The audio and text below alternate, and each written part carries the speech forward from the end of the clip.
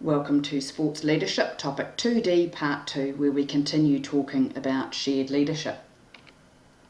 What shared leadership needs for the model to work, according to Moxley, are 5 things.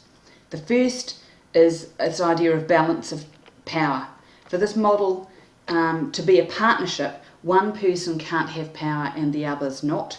They have to all be equal partners. And creating that balance of power is probably one of the hardest aspects of shared leadership, or getting shared leadership to work. It's really important that everybody is empowered in the group, and that people who are training the group to work have to be very, very focused on empowering all the members and encouraging the members to empower each other. There's also this shared purpose or goal. Every member with their own different opinions has to understand what the ultimate goal of the group is. And so the individuals have to use different tactics, but they have to share this sense of purpose. This model is very powerful when everybody's working towards the same goal. It disintegrates if they're not. So much can be accomplished when teachers are working together rather than working on their own agendas. Shared responsibility is the next thing. Partnerships will only work where everybody shares responsibility and accountability for the work of the partnership. Every person has to take a really active role, and they have to be accountable for completing their individual contributions. You need people who are inherently hard workers and will strive as much as possible to reach the common goal.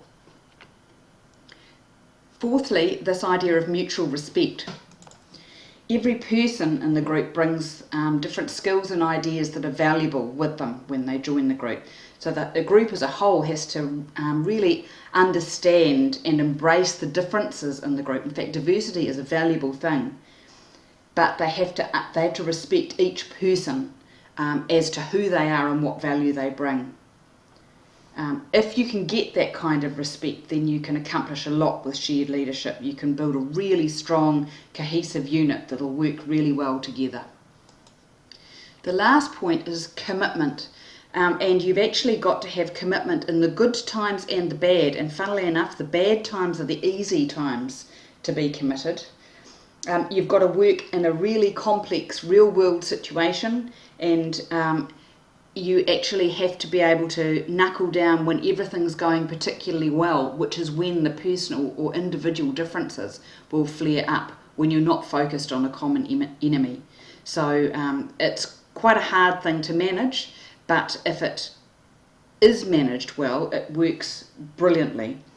Something new starts to happen when all those 5 conditions are met, where a relationship becomes more of a partnership. There's more vitality and more sense of purpose, and you actually create stronger links, you forge stronger links between all the individuals. Now I'd like you to go and have a look at Phil Dorado's, one of Phil Dorado's clips online. It's a true leader tale clip. He has a few of them online, and he explains why leadership isn't just something that the head of an organisation or a manager needs to do, that in actual fact we have acts of leadership throughout organisations that create a much stronger unit. So the link I want you to go and see is this one. I'll post the link after this particular clip so that you can go and view it online.